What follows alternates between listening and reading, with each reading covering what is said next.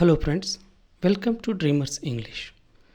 So friend, ಇವತ್ತು ನಾವೇನು ಮಾಡೋಣ ಅಂತಂದರೆ ದ ರೋಡ್ ನಾಟ್ ಟೇಕನ್ ಅನ್ನೋ ಒಂದು ಪೋಯಮ್ ಬಗ್ಗೆ ತಿಳಿತಾ ಹೋಗೋಣ. ಈ ಪೋಯಮನ್ನು ರಾಬರ್ಟ್ ಫ್ರೋಸ್ಟ್ ಅಮೇರಿಕನ್ ಪೋಯೆಟ್ ಬರೀತಾರೆ. ಈ ರೋಡ್ ನಾಟ್ ಟೇಕನ್ ಅನ್ನೋ ಒಂದು ಟೈಟಲಲ್ಲೇ ನೋಡ್ಬೋದು. ಇಲ್ಲಿ ನಾನು ಆಲ್ರೆಡಿ 2 ದಾರಿ ಇದೆ. ಆ ದಾರಿಯ ವಿಶೇಷತೆ ಏನಂದರೆ 2 ದಾರಿಗಳು ಒಂದೇ ರೀತಿಯಾಗಿ ಕಾಣಿಸ್ತಾ ಇವೆ. ಆದರೆ ಒಬ್ಬ ವ್ಯಕ್ತಿಯ ಚಾಯ್ಸ್ ಹೇಗಿರುತ್ತೆ ಅಂದರೆ ಯಾವುದನ್ನು ಅವನು ಚೂಸ್ ಮಾಡಬೇಕು ಅನ್ನೋದ್ರ ಮೇಲೆ ಇರುತ್ತೆ. ಈಗ 2 ದಾರಿಗಳಲ್ಲಿ ಯಾವ ದಾರಿಯನ್ನು ನಾವು ಚೂಸ್ ಮಾಡಬೇಕು, ಯಾವ ದಾರಿಯನ್ನು ಹೋಗಬೇಕು ಅಂತ ಅದೇ ರೀತಿ ಕನ್ಫ್ಯೂಸಲ್ಲೂ ಪೋಯೆಟ್ ಇದ್ದಾರೆ. ಪೋಯೆಟು ಯಾವ ದಾರಿಯನ್ನು ನಾನು ಹಿಡ್ಕೊಂಡು ಹೋಗಬೇಕು, ಯಾವ ದಾರಿ ಜೊತೆ ನಾನು ಹೋಗಬೇಕು ಅನ್ನೋದ್ರ ಬಗ್ಗೆ ಒಂದು ಸಾಲ್ವೇಷನನ್ನು ಈ ಪೋಯಮಲ್ಲಿ ಬರಿತಾ ಹೋಗ್ತಾರೆ. ಯಾವುದನ್ನು ಯಾವ ದಾರಿಗೆ ನಾನು ಹೋಗಬಾರ್ದಿತ್ತು ಅನ್ನೋ ಅವರಿಗೆ ಒಂದು ಸಣ್ಣ ತೊಡಕನ್ನು ಅವರಲ್ಲಿ ಮೂಡುತ್ತೆ. ಹಾಗೆ ಈ ಪೋಯಮನ್ನು ರಾಬರ್ಟ್ ಫ್ರೋಸ್ಟ್ ಅವರು ಒಂದು ಹೋಪನ್ನು ವ್ಯಕ್ತಿಗೆ ಒಂದು ಹೋಪನ್ನು ಕೊಡೋದಕ್ಕಾಗಿ, ಅವನಲ್ಲಿ ಒಂದು ಕಾನ್ಫಿಡೆನ್ಸನ್ನು ತರುವುದಕ್ಕಾಗಿ ಮತ್ತು ತನ್ನ ಚಾಯ್ಸ್ ಬಗ್ಗೆ ತಾನು ತೆಗೆದುಕೊಂಡ ನಿರ್ಧಾರ ಅದು ಸರಿ ಇತ್ತು ಅಥವಾ ಅದು ಸರಿ ಇಲ್ಲ ಅನ್ನೋದಕ್ಕಿಂತ ಮೇಲಾಗಿ ಅದು ಅವನಿಗೆ ಜರ್ನಿಯಲ್ಲಿ, ಒಂದು ಜೀವನದ ಜರ್ನಿಯಲ್ಲಿ ಒಂದು ಭಾಗ ಆಯಿತು ಅನ್ನುವ ಖುಷಿಯನ್ನು ಈ ಪೋಯಮ್ದ ಮೂಲಕ ರಾಬರ್ಟ್ ಫ್ರೋಸ್ಟ್ ಅವರು ಕೊಡ್ತಾ ಹೋಗ್ತಾರೆ. ಈಗ ನಾನೊಂದು ರಾಬರ್ಟ್ ಫ್ರೋಸ್ಟ್ ಅವರ ಬಗ್ಗೆ ಒಂದು ಚಿಕ್ಕ ಕಿರು ಪರಿಚಯವನ್ನು ಮಾಡಿಕೊಡ್ತೇನೆ. ರಾಬರ್ಟ್ ಫ್ರೋಸ್ಟ್ ಅವರು ಸ್ಯಾನ್ ಫ್ರಾನ್ಸಿಸ್ಕೋ, ಕ್ಯಾಲಿಫೋರ್ನಿಯಾದಲ್ಲಿ ಹುಟ್ಟುತ್ತಾರೆ. ಹಾಗೆ 11ನೇ ವಯಸ್ಸಲ್ಲಿ ತಮ್ಮ ತಂದೆಯನ್ನು ಕಳ್ಕೊಳ್ತಾರೆ. ನಂತರ ಅವರು ಡಾರ್ಮೌತ್ ಮತ್ತು ಹಾರ್ವರ್ಡ್ದಲ್ಲಿ ಒಂದು ಡಿಗ್ರಿಗೆ ಸೇರಿಕೊಳ್ತಾರೆ. ಆದರೆ ಅದನ್ನು ಕಂಪ್ಲೀಟ್ ಮಾಡಲ್ಲ. ಹಾಗೆ ತಮ್ಮ ಜೀವನದ ಜರ್ನಿಯನ್ನು ಒಬ್ಬ ರೈಟರ್ ಆಗಿ ಕಾಣಬೇಕು, ಆ ಜರ್ನಿಯನ್ನು ಮುಂದುವರಿಸ್ಕೊಂಡು ಹೋಗಬೇಕು ಅನ್ನೋ ಉದ್ದೇಶದಿಂದ ಅವರು ಒಬ್ಬ ರೈಟರ್ ಆಗ್ತಾರೆ, ಒಬ್ಬ ಪೋಯೆಟ್ ಆಗ್ತಾರೆ. ನಂತರ ಅವರು ಅಮೇರಿಕದ ಗ್ರೇಟೆಸ್ಟ್ ಪೋಯೆಟ್. ಹಾಗೆ ಅದಲ್ಲದೆ ಅವರನ್ನು ನಾವು ಈ ಇಂಗ್ಲೀಷ್ ಪೋಯೆಟ್ಸ್ಗಳ ಲಿಸ್ಟಲ್ಲೂ ನಾವು ಒಬ್ಬ ಗ್ರೇಟೆಸ್ಟ್ ಪೋಯೆಟ್ ಅಂತ ನಾವು ಗುರುತಿಸ್ತೇವೆ. ಯಾಕಂದರೆ ಇವರು ಇಂಗ್ಲೆಂಡಿಗೂ ಹೋಗ್ತಾರೆ, ನಂತರ ಅಲ್ಲಿ ತುಂಬ ವಿಷಯಗಳನ್ನು ತಿಳ್ಕೊಳ್ತಾರೆ, ಆಮೇಲೆ ಸಾಕಷ್ಟು ಪೋಯಮ್ಗಳನ್ನು ಇಂಗ್ಲೆಂಡಲ್ಲಿ ಇರಬೇಕಾದ್ರೆ ಬರೀತಾರೆ. ಸೊ ಹೀಗಾಗಿ ಇವರನ್ನು ನಾವು ಇಂಗ್ಲೀಷ್ ಪೋಯೆಟು ಹಾಗೆ ಅಮೇರಿಕನ್ ಪೋಯೆಟ್ ಅಂತಲೂ ಕರಿಬೋದು. ಹೀಗೆ ಇವರನ್ನು ವೆರ್ಮೌಂಟದ ಪೋಯೆಟ್ ಲಾರೆಟ್ ಅಂತ ಗುರುತಿಸ್ತಾರೆ. ವೆರ್ಮೌಂಟ್ ಅನ್ನೋದು ಒಂದು ಅಮೇರಿಕದಲ್ಲಿ ಇರ್ತಕ್ಕಂಥ ಒಂದು ಸ್ಟೇಟ್. ಅದು ಆ ಒಂದು ರಾಜ್ಯದ ಒಬ್ಬ ರಾಜ್ಯದ ವಿಶೇಷ ಪೋಯೆಟ್ ಅನ್ನೋ ಒಂದು ರೀತಿಯಲ್ಲಿ ಇವರನ್ನು ಗುರುತಿಸಲಾಗುತ್ತೆ. ಇವರು ಬರೆದಂಥ ತುಂಬ ಹಲವಾರು ಪೋಯಮ್ಗಳಲ್ಲಿ ಹಾಗೂ ಕವನ ಸಂಕಲನ, ಸಂಗ್ರಹ, ಅವುಗಳನ್ನು ನಾವು ಕಲೆಕ್ಷನ್ ಅಂತ ಕರಿತೀವಿ. ಮೊದಲು ಬಿಗಿನಿಂಗಲ್ಲಿ ಕೆಲವೊಂದು ಪೋಯೆಟ್ರಿ ಕಲೆಕ್ಷನ್ಗಳನ್ನು ಬರೀತಾರೆ. ಅದರಲ್ಲಿ ತುಂಬ ಇಂಪಾರ್ಟೆಂಟ್ ಆಗಿರುವಂಥದ್ದು ಎ ಬಾಯ್ಸ್ ವಿಲ್ ಅಂತ, ನಾರ್ತ್ ಆಫ್ ಬೂಸ್ಟನ್ ಅಂತ. ಹಾಗೆ ಇವರು ಬರೆದಂಥ ತುಂಬ ವಿಶೇಷವಾದಂಥ ತುಂಬ ಗ್ರೇಟ್ ಪೋಯಮ್ಗಳು ಯಾವ್ಯಾವು ಅಂದರೆ the road not taken, stopping by woods on a snowy evening, mending wall, birches, fire and ice ಅಂತ. ಹಾಗೆ ಇವರಿಗೆ ತುಂಬ ಪ್ರಶಸ್ತಿಗಳನ್ನು ನೀಡಿ ಇವರನ್ನು ಸನ್ಮಾನ ಮಾಡಲಾಗುತ್ತೆ. ಅದರಲ್ಲಿ ಇವರು 4 ಪುಲಿಟ್ಜರ್ ಪ್ರೈಸ್ಗಳನ್ನು ಪೋಯಮ್ಗಾಗಿ ಪಡ್ಕೊಳ್ತಾರೆ. ಹಾಗೆ ಕಾಂಗ್ರೆಸ್ನಲ್ ಗೋಲ್ಡ್ ಮೆಡಲನ್ನು ಪಡ್ಕೊಳ್ತಾರೆ. ಇವರ ಒಂದು ವಿಶೇಷವಾದಂತಹ ಪೋಯಮ್ಗಳ ಒಂದು ವಸ್ತು ಯಾವುದಂತಂದರೆ ಅದು ನಿಸರ್ಗ, ರೂರಲ್ ಲೈಫ್, ಒಂದು ಹಳ್ಳಿ ಜೀವನ, ಹಾಗೆ ಮನುಷ್ಯನ ಎಮೋಷನ್ಸ್, ಭಾವನೆಗಳ ಮೇಲೆ ತುಂಬ ಪೋಯಮ್ಗಳನ್ನು ಬರೀತಾರೆ. ಇವರು ತುಂಬ ಸಿಂಪಲ್ ಆದಂತಹ ಇಂಗ್ಲೀಷ್ ಭಾಷೆಯನ್ನು ಬಳಸ್ತಾರೆ. ಹಾಗೆ ತುಂಬ ಸಾಂಪ್ರದಾಯಿಕವಾದಂತಹ ಲಿಟ್ರರಿ ಫಾರ್ಮ್ಸ್ಗಳನ್ನು ತಮ್ಮ ಪೋಯಮ್ಗಳಲ್ಲಿ ಬಳಸ್ಕೊಳ್ತಾರೆ. ಹಾಗೆ ಇವರ ಪೋಯಮ್ಗಳನ್ನು ನಾವು ಓದ್ತಾ ಇರಬೇಕಾದ್ರೆ ತುಂಬ ಒಂದು ಡೀಪ್ ಸೆನ್ಸನ್ನು, ಮೀನಿಂಗನ್ನು ನಾವು ಕಾಣ್ತೇವೆ. ಹಾಗೆ ಇವರು 1963ರಲ್ಲಿ ಮರಣ ಹೊಂದ್ತಾರೆ. ಈಗ ನಾನು ಪೋಯಮನ್ನು ಆ ಸ್ಟಾಂಜರ್ ಓದ್ತಾ ಅದರ ಜೊತೆನೇ ಅದನ್ನು ಎಕ್ಸ್ಪ್ಲೇನ್ ಮಾಡ್ತಾ ಹೋಗ್ತೇನೆ. ಒಂದು ಕಡೆ ಪೋಯಮ್ ಇದೆ, ಹಾಗೂ ಇನ್ನೊಂದು ಕಡೆ ನಾನು ಅದರ ಸಮರಿ, ತುಂಬ ಇಂಪಾರ್ಟೆಂಟ್ ಇರತಕ್ಕಂತಹ ಪಾಯಿಂಟ್ಗಳನ್ನೆಲ್ಲ ಬರ್ತಿದ್ದೀನಿ. ಸೊ ಅದನ್ನು ನೋಡ್ತಾ ಹೋಗೋಣ.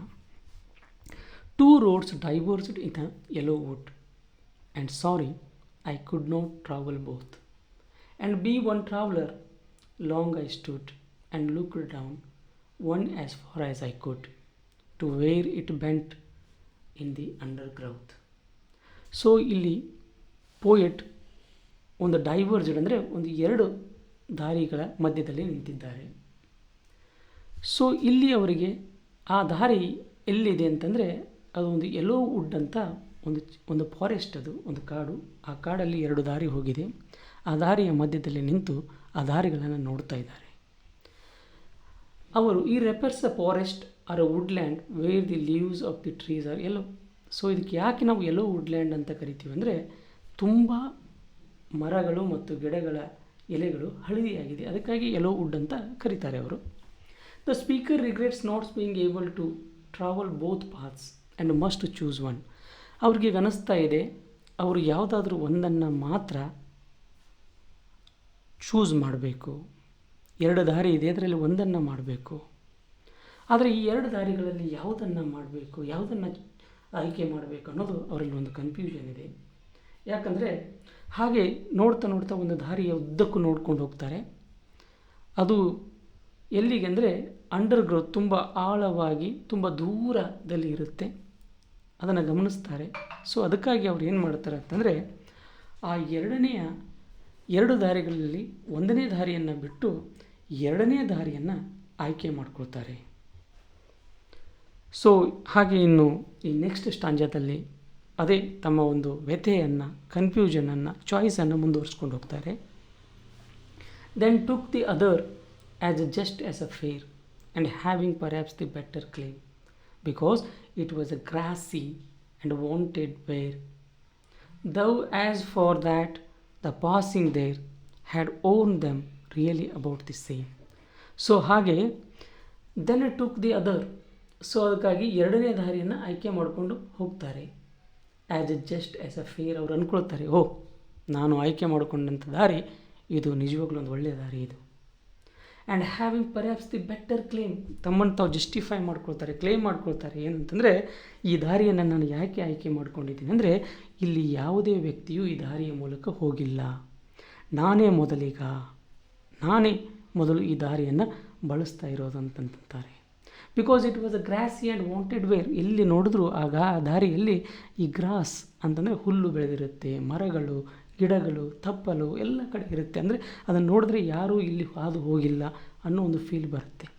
Thou as for that the passing there had worn them really about the same. ಹಾಗೆ ಪಕ್ಕದಲ್ಲಿ ಇರ್ತಕ್ಕಂಥ ಇನ್ನೊಂದು ದಾರಿಯನ್ನು ನೋಡ್ತಾ ಬರ್ತಾರೆ. ನೋಡ್ತಾ ಅವ್ರಿಗೆ ಏನು ಅನಿಸುತ್ತೆ ಅಂದರೆ ಈ ದಾರಿನೂ ಹೀಗೆ ಇದೆಯಲ್ಲ, ಅಲ್ಲಿ ಯಾರೂ ಹಾದು ಹೋಗಿಲ್ಲ ಅನಿಸುತ್ತೆ. ಸೊ ಎರಡೂ ದಾರಿಗಳು ಸೇಮ್ ಇದೆಯಲ್ಲ ಅನಿಸುತ್ತೆ. ಹಾಗೆ ಮೂರನೇ ಸ್ಟಾಂಜಾದಲ್ಲಿ and both that morning equally lay in a leaves no step had trodden black oh I kept the first for another day yet knowing how way leads on the way I doubted if I should ever come back. ಇಲ್ಲಿ ಏನು ಅನ್ನಿಸ್ತಾ ಇದೆ ಅಂದರೆ ಅವ್ರಿಗೆ and both that morning equally lay, ಎರಡೂ ದಾರಿಗಳ ಜೊತೆ ಹಾಗೆ ಬೆಳಗ್ಗೆ ಹೋಗ್ತಾ ಇದ್ದಾರೆ, ಒಂದು ದಾರಿ ಹಿಡ್ಕೊಂಡು ಹೋಗ್ತಾ ಇದ್ದಾರೆ, ಇನ್ನೊಂದು ದಾರಿ ನೋಡ್ತಾ ಇದ್ದಾರೆ, ಅದು ಈ ದಾರಿ ಥರನೇ ಸೇಮ್ ಇದೆ. In a leaves no step had trodden black. So ಆ ದಾರಿಗಳನ್ನು ನೋಡಿದಾಗ ಯಾವುದೇ ಹೆಜ್ಜೆಗಳು ಆ ಒಂದು ದಾರಿಯ ಮೂಲಕ ಹೋಗಿಲ್ಲ, ಅದನ್ನು ಯಾರೂ ಬಳಸೇ ಇಲ್ಲ ಅನ್ನೋ ಫೀಲ್ ಬರುತ್ತೆ. Oh I kept the first for another day. ಅವ್ರಿಗನಿಸುತ್ತೆ ನಾನು ಅದನ್ನು ಬಿಟ್ಟೆ ಆ ದಾರಿಯನ್ನು, ಬಟ್ ನಾನು ಒಂದಿಲ್ಲ ಒಂದು ದಿವಸ ಬಂದು ಆ ದಾರಿ ಮೂಲಕನೂ ಹಾದು ಹೋಗ್ತೀನಿ. ಯಾಕೆ ಅಂದರೆ ಅದನ್ನು ಸಹ ಯಾರೂ ಬಳಸಿಲ್ಲ, ನಾನು ಯಾರೂ ಬಳಸದೇ ಇರೋ ದಾರಿಯನ್ನು ನಾನು ಬಳಸ್ತಾ ಇದ್ದೀನಿ. ಯಾಕಂತಂತಂದರೆ ನಾನು ಡಿಫ್ರೆಂಟು. ಜನ ಪ್ರತಿಯೊಂದನ್ನು ಇದೇ ನಿಜ, ಇದನ್ನೇ ಬಳಸಬೇಕು, ಹೀಗೆ ಬದುಕಬೇಕು ಅನ್ನೋದನ್ನು ಹೇಳ್ತಾರೆ. ಆದರೆ ನನ್ನ ಬದುಕು ಅವ್ರು ಬದುಕ್ತಾರಲ್ಲ, ನನ್ನ ಬದುಕು ಒಂದು ವಿಶೇಷವಾಗಿರುವಂಥ ಬದುಕು. ಸೊ ಇದಕ್ಕಾಗಿ ನಾನು ನನ್ನದೇ ದಾರಿಯನ್ನು ಬಳಸ್ಕೋಬೇಕು. ಸೊ ಅದು ಕಠಿಣವೂ ಇರಬಹುದು. ಆ ಕಠಿಣತೆ ಇದ್ದರೆ ನಾನು ಅದೊಂದು ಸಾಹಸ, ಒಂದು ಅಡ್ವೆಂಚರ್ ಜರ್ನಿ ಅಂತ ತಿಳ್ಕೊಂಡು ಮುಂದುವರಿಬೇಕು. Yet knowing how way leads on to way I doubted if I should overcome back. ಆದರೆ ಕೆಲವೊಮ್ಮೆ ಅನಿಸ್ತಾ ಇದೆ ನನಗೆ ಈ ದಾರಿ ಇಡ್ತಾ ಹೋದರೆ ಮತ್ತೆ ಈ ದಾರಿಗೆ ಬರ್ತೀನೋ ಇಲ್ಲೋ, ಯಾಕಂದರೆ ಈ ದಾರಿಯಲ್ಲೂ ತುಂಬ ತಿರುವು ಮುರುವುಗಳು, ಮತ್ತೆ ದಾರಿಗಳಲ್ಲಿ ಇನ್ನೊಂದು ದಾರಿ, ತುಂಬ ದಾರಿಗಳಲ್ಲಿ ಬರುತ್ತೆ. ಆದರೆ ನಾನು ಬರ್ತೀನಿ ಇಲ್ಲೋ ಗೊತ್ತಿಲ್ಲ, ಆದರೆ ನನಗೊಂದು ಆಸೆ ಇದೆ, ಮತ್ತು ಆ ದಾರಿ ಪಕ್ಕದಲ್ಲಿ ಇರತಕ್ಕಂಥ ಆ ದಾರಿಯನ್ನು ಬಳಸಬೇಕಂತ. I shall be telling this with a sigh. ತುಂಬ ಒಂದು ಭಾರವಾದ ಮನಸ್ಸಿನಿಂದ ಹೇಳ್ತಾ ಇದ್ದೀನಿ. Somewhere ages and ages hence. ಆದರೆ ಮುಂದೆ ಫ್ಯೂಚರಲ್ಲಿ, ಭವಿಷ್ಯದಲ್ಲಿ ನನಗೆ ಅನಿಸಬಹುದು, ಏನಂದರೆ ನನ್ನ ಅನಿಸಿಕೆ, ನಾನು ಆ ದಾರಿಯನ್ನು ಚೂಸ್ ಮಾಡಿದ್ನಲ್ಲ, ಆ ದಾರಿ ನಿಜವಾಗಲೂ ಒಂದು ವಿಶೇಷವಾದ ದಾರಿಯಾಗಿತ್ತು. ಅಲ್ಲಿ ಕಲ್ಲು ಮುಳ್ಳು ಎಲ್ಲವೂ ಇತ್ತು. ಆದರೆ ಆ ದಾರಿ ನನ್ನನ್ನು ಏನು ಮಾಡ್ತಂದರೆ ಒಬ್ಬ ಡಿಫ್ರೆಂಟ್ ವ್ಯಕ್ತಿಯನ್ನಾಗಿ ಮಾಡ್ತು. ಅದರಿಂದ ತುಂಬ ಅನುಭವಗಳನ್ನು ಪಡ್ಕೊಂಡೆ. The roads diverged in the wood and I took the one less travelled by. ನಾನು ಹಿಡಿದುಕೊಂಡು ಹೋದಂಥ ದಾರಿಯಲ್ಲಿ ಯಾರೂ ಬಂದಿರಲಿಲ್ಲ, ಯಾರೂ ಹಾದು ಹೋಗಿರಲಿಲ್ಲ. ಸೊ ಆ ದಾರಿಯನ್ನು ನಾನು ಹೋದೆ, ಆ ದಾರಿಯಿಂದ ಹೋದೆ. ಆ ದಾರಿಯಲ್ಲಿ ತುಂಬನ್ನು ಕಲಿತೆ.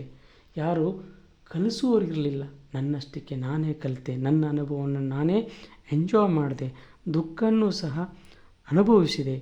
And that has made all the difference. So ಇನ್ನೊಬ್ಬರ ವ್ಯಕ್ತಿಗೂ ಮತ್ತು ನನಗೆ ಇಬ್ಬರಿಗಿರುವಂಥ ಡಿಫ್ರೆನ್ಸ್ ಏನಂದರೆ ಇದೇ ಡಿಫ್ರೆನ್ಸ್. ಯಾಕಂದರೆ ನನ್ನ ಆಯ್ಕೆ ಸುಲಭವಾದ ಆಯ್ಕೆಯನ್ನು ನಾನು ಮಾಡಲಿಲ್ಲ.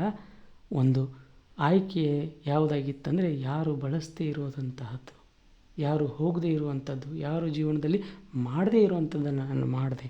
ಸೊ ಹೀಗೆ ಅಂತ ಈ ಪೋಯಮ್ ಜೊತೆ ತಮ್ಮ ಅನುಭವವನ್ನು, ತಮ್ಮ ವಿಶೇಷತೆಯನ್ನು, ತಮ್ಮ ಒಂದು ಪಾಸಿಟಿವ್ ಅಟಿಟ್ಯೂಡ್ಸನ್ನು ಈ ಪೋಯಮ್ ಥ್ರೂ ರಾಬರ್ಟ್ ಫ್ರಾಸ್ಟ್ ಅವರು ತೋರಿಸ್ತಾ ಬರ್ತಾರೆ, ಹೇಳ್ತಾ ಬರ್ತಾರೆ. ಹಾಗೆ ಇಲ್ಲಿ ಕೆಲವೊಂದು ಅನಾಲಿಸಿಸನ್ನು ಬರ್ತಿದ್ದೀನಿ ನಾನು, ಅದನ್ನೇ ಮತ್ತೆ ರಿಪೀಟ್ ಮಾಡಿ ಹೇಳ್ತಾ ಇದ್ದೀನಿ. Path symbolises life, choices and opportunity. ಇಲ್ಲಿ ದಾರಿ ಏನಂತಂದರೆ ಒಂದು ಜೀವನ ಇದ್ದಂಗೆ, ಅಪಾರ್ಚುನಿಟಿ ಎರಡರಲ್ಲೂ ಒಂದು ಕನ್ಫ್ಯೂಸ್ ಆಗ್ಬೋದು. ಯಾವುದು ಒಳ್ಳೆಯದು, ಯಾವುದು ಕೆಟ್ಟದ್ದು, ಯಾವುದನ್ನು ಆಯ್ಕೆ ಮಾಡಬೇಕು, ಯಾವುದು ಆಯ್ಕೆ ಮಾಡಿಕೊಂಡ್ರೆ ಮುಂದೆ ಒಳ್ಳೆಯದು ಅನ್ನೋ ಪ್ರಶ್ನೆಯೂ ಬರ್ಬೋದು. ಬಟ್ ಈ ರೀತಿಯಾಗಿ ಇರೋದರಲ್ಲಿ ನಾವು ಆಯ್ಕೆ ಮಾಡಿದ್ರೆ ಆ ಆಯ್ಕೆ ನಮಗೆ ಒಂದು ಹೊಸ ಅನುಭವ ಕೊಡುವಂಥದ್ದಾಗಿರಬೇಕು. ಯಾರೋ ಹೇಳಿದಾರಂತ ಅದನ್ನು ಆಯ್ಕೆ ಮಾಡುವಂತಾಗಿರಬಾರ್ದು. Two roads diverged represents a metaphors of life's decision where each path leads to different outcomes. So ಪ್ರತಿಯೊಂದು ದಾರಿ ಒಂದು ವಿಶೇಷವಾದ ಅನುಭವವನ್ನು ಕೊಡುತ್ತೆ. ಸೊ ಅದಕ್ಕಾಗಿ ಜೀವನದ ದಾರಿಯಲ್ಲಿ ನನ್ನ ಆಯ್ಕೆ ಶ್ರೇಷ್ಠವಾಗಿರಬೇಕು.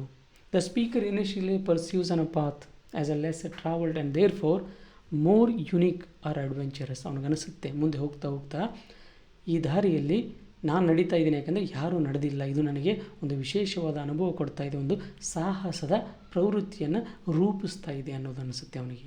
Litre reflection suggest that both paths were equally or challenging the notion of uniqueness. ನಂತರ ಹೋದ ಮೇಲೆ, ಸ್ವಲ್ಪ ದೂರ ಹೋದ ಮೇಲೆ ಒಂದು ದಾರಿಯಲ್ಲಿ ಪಕ್ಕದ ದಾರಿಯನ್ನು ನೋಡಿದಾಗ ಅನಿಸುತ್ತೆ ಇದು ಇದೇ ರೀತಿ ಇದೆಯಲ್ಲ ದಾರಿ, ಅಲ್ಲಿ ಯಾರೂ ನಡೆದಿಲ್ಲ, ಇದು ಸೇಮ್ ಆಗಿದೆ ಅಂತ ಅನಿಸುತ್ತೆ. ಆದರೂ ಅವನಿಗೊಂದು ಹೋಪು, ಒಂದಿಲ್ಲ ಒಂದು ದಿವಸ ಆ ದಾರಿಯಲ್ಲೂ ಅವನು ನಡೀತಾನೆ ಅಂತ.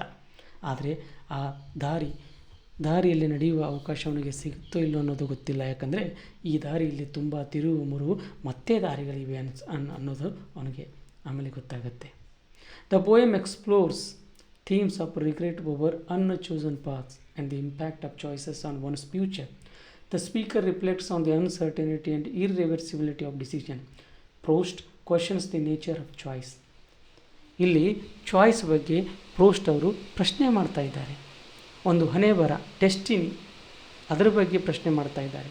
ಒಂದು ಫ್ರೀ ವಿಲ್ ಬಗ್ಗೆ, ಅಂದರೆ ನನಗೆ ಒಂದು ಚಾಯ್ಸ್ ಇದೆ, ನಾನು ಅದನ್ನು ಆಯ್ಕೆ ಮಾಡ್ಬೋದು. ಆ ಒಳ್ಳೆಯ ಆಯ್ಕೆನೂ ನಂದಾಗಿರುತ್ತೆ, ಆ ಕೆಟ್ಟ ಆಯ್ಕೆನೂ ನಂದಾಗಿರುತ್ತೆ, ಬಟ್ ಒಂದು ಎಕ್ಸ್ಪೀರಿಯನ್ಸ್ ನನಗೆ ಸಿಗುತ್ತೆ ಅನ್ನೋದ್ರ ಬಗ್ಗೆ ಹೇಳ್ತಾ ಹೋಗ್ತಾರೆ.